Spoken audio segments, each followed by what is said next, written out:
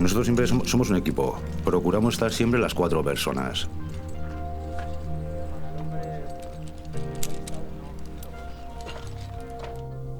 Bajamos al nido.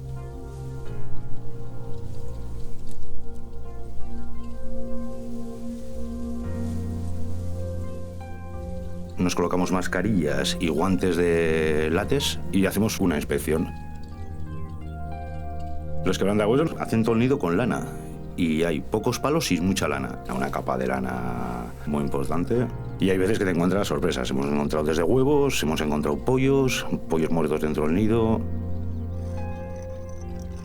Pero los de buitre, por ejemplo, son sitios que huelen muy mal y sí, entonces bueno, entre mascarilla y tal.